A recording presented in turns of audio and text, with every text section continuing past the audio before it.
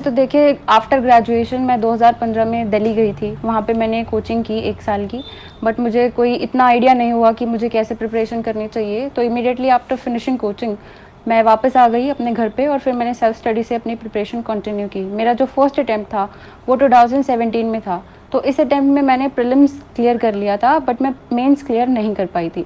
तो इस अटैम्प्ट में मेरी जो मिस्टेक्स थी वो मैं आपके साथ शेयर करूँगी। देखिए, मैं सेल्फ स्टडी करती थी, तो मेरी पढ़ाई में कोई कमी नहीं थी, कंटेंट में कोई कमी नहीं थी, मतलब मैं पढ़ रही थी जितना मुझे समझ में आता था। लेकिन मैंने अपने आप को टेस्ट नहीं किया था एग्ज़ाम लाइक कंडीशन में। तो जब मैं प्रीलिम्स देने गई, इवन दो मैंने काफ़ी अच्छी प्रिपरेशन की थी, बट क्योंकि टेस्ट मैंने नहीं दिए थे, अपने आप को प्रेशर को कैसे हैंडल करना है उस चीज़ के लिए ट्रेन नहीं किया था, और मुझे ये नहीं पता था कि मुझे कितना गेस वर्क मैं कर पाती हूँ, कितने मैं क्वेश्चन ठीक कर लेती हूँ, कितने गलत हो जाते हैं।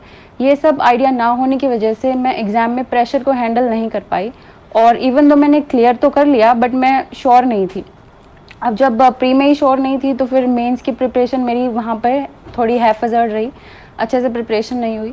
तो ये अटैम्प्ट मेरा सिर्फ मेंस मैंने लिखा, उसके बाद क्वालिफाई नहीं हुआ। तो आई वाज अंडर शॉक कि हुआ कैसे नहीं, क्योंकि मेरा जो पहला, अगर आप एकेडमिक बैकग्राउंड देखेंगे तो have been a topper throughout my school, and college में भी मैं यूनिवर्सिटी टॉपर थी, बैचलर्स ऑफ बिजनेस एडमिनिस्ट्रेशन में। तो इट वाज अ शॉक, और वहाँ से थोड़ा कॉन्फिडेंस लूज़ हो गया।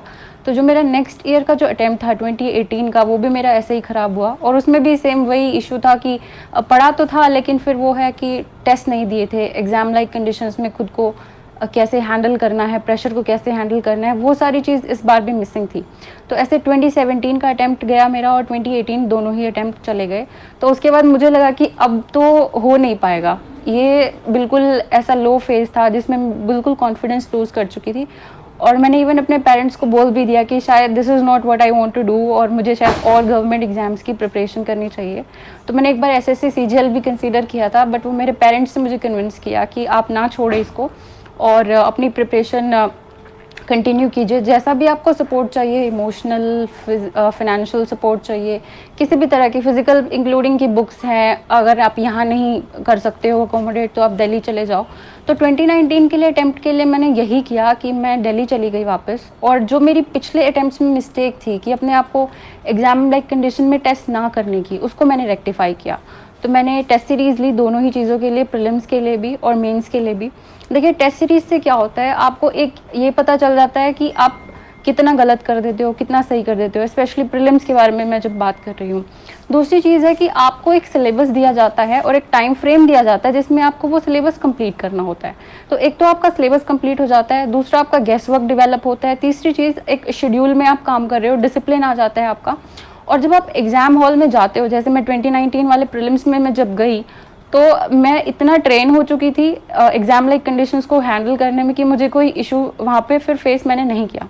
हालांकि अभी थोड़ा अनसर्टेनिटी, क्योंकि प्रीलिम्स का नेचर ऐसा, अनसर्टेनिटी तो रहती है। 2 दिन तक तो मैंने कीज़ भी मैच नहीं की थी, क्योंकि पहले जो मेरा एक्सपीरियंस था प्रीलिम्स के साथ वो बहुत अच्छा नहीं था, बट क्योंकि प्रैक्टिस काफ़ी की थी, मैंने एग्ज़ाम लाइक कंडीशन में जैसे सेंटर पर जाके भी टेस्ट दिए थे, और मैं अपने रूम पे भी टेस्ट जो है वो ट्राई करती रहती थी। तो ये तो प्रीलिम्स की बात, और मैंने प्रीलिम्स पे इतना ज़्यादा फोकस इसलिए किया है क्योंकि ये फर्स्ट स्टेज है, और मुझे जहाँ तक लगता है ये सबसे ज़्यादा टफ स्टेज होती है। अगर आप प्रीलिम्स ही नहीं कर पाओगे तो फिर बाकी प्रिपरेशन का तो फिर कोई मतलब ही नहीं बनता है। तो अब जैसे 2019 में आई वाज श्योर, क्योंकि जब मैंने कीज़ मैच की तो मेरा स्कोर काफ़ी सही था, और जो एक्सपेक्टेड कट ऑफ थी उससे काफ़ी अच्छे मार्जिन पे था। तो फिर मैंने अभी मेंस की प्रिपरेशन उसमें स्टार्ट कर दी, क्योंकि टेस्ट सीरीज़ तो मैंने ईयर लॉन्ग पहले ही ले ली थी। उसके बाद फिर जो बाकी के टेस्ट मेरे बचे हुए थे, क्योंकि ईयर लॉन्ग टेस्ट सीरीज़ में आपके जो प्री के बाद टेस्ट होते हैं वो भी इंक्लूडेड होते हैं। और साथ ही साथ एक चीज़ मैंने और देखी, क्योंकि 2017 में जब मैंने मेंस दिया था, तो उस मेंस में क्या था कि मेरे एथिक्स में बहुत कम स्कोर था, और एसए में मेरा स्कोर ठीक ठाक था लिमिटेड प्रिपरेशन के साथ ही। तो मैंने ये देखा कि अगर इन चीज़ों पे मैं फोकस कर लूँ, बाकी टॉपर्स भी जैसे बताते हैं कि एसए ऑप्शनल और एथिक्स का एक ट्रायंगल होता है, तो मैंने भी सोचा कि इसी ट्रायंगल पे क्यों ना फोकस किया जाए, क्योंकि जीएस तो आपका एक तो बहुत ब्रॉड है, और उसमें कंटेंट के मार्क्स मिलते हैं इस तरह से कि लगभग लोग जो प्रिपरेशन करते हैं अच्छी तरह से उनका स्कोर सेम ही रह जाता है। तो वो ट्रायंगल जो एथिक्स, एसए और ऑप्शनल का होता है, मैंने सोचा कि मैं भी इसी पे फोकस करती हूँ, तो मैंने किया भी, और जीएस की भी ठीक ठाक प्रिपरेशन कर ली। तो फिर एथिक्स के लिए एक अलग से टेस्ट सीरीज़ लगाई मैंने, और एसए के लिए भी अलग से टेस्ट सीरीज़ लगाई। तो ऐसे करके फिर मेरी ये जो प्रिपरेशन है ये हो गई थी। अब कुछ एक चीज़ें देखिए इसमें ये पूछी जाती हैं कि कई दिन ऐसे होते हैं जब आप बिल्कुल भी मूड नहीं है पढ़ने का, बिल्कुल परेशान हो गए। तो इसके लिए मैंने क्या किया, थोड़ा आपको बचपना इसमें लगेगा कि क्या बोल रही है, बट थोड़ा ना अपना मेथड डाइवर्सिफाई करना पड़ता है। कि कभी अगर आप बुक से परेशान हो गए, बुक्स में आपको लगता है कि नहीं इंटरेस्ट आ रहा, तो लैपटॉप पे पढ़ लिया। लैपटॉप पे भी इंटरेस्ट नहीं आया तो मेरे एक बोर्ड मैंने लिया हुआ था, वो जैसे छोटे बच्चों का होता है ना वाइट बोर्ड, तो मैं उस पर मार्कर से लिखती थी खड़ी होके, एक ये मेथड था। वो भी नहीं चला तो हाइलाइटर से कर लिया बुक में, या फिर पेन मंगवा लिए, पायलट पेन होते हैं ना अलग अलग टाइप के, रंग बिरंगे पेन मंगवा लिए, उनसे कर लिया। वो भी नहीं तो फिर लैंप एक मंगवा लिया, फिर लैंप के अंदर, मतलब डाइवर्सिफाई करो। अगर रूम में बैठ के नहीं पढ़ पा रहे तो बाहर जाके पढ़ लो। अपने जो मेथड्स हैं, अपने जो मोड्स हैं पढ़ने के, आप उनको चेंज करते रहिए। एक क्वेश्चन और जो रेगुलरली पूछा जाता है वो ये है कि जब आप प्रिपरेशन कर रहे हो तो सोशल गैदरिंग्स को आप कितना अवॉइड करना चाहिए। तो मैं बता दूं, मेरे बारे में काफ़ी, मतलब मेरे बारे में जो लिखे गए हैं न्यूज़ आर्टिकल्स, उसमें कि मैंने अपने भाई की जो है वेडिंग अटेंड नहीं करी थी। तो नॉट ओनली वेडिंग, जितने भी त्यौहार होते हैं जैसे दिवाली है, होली है, या फिर जब मेरा बर्थडे भी था, मैंने जितने साल मैंने प्रिपेयर किया है उसमें मैंने अपने कभी बर्थडे सेलिब्रेट भी नहीं किया।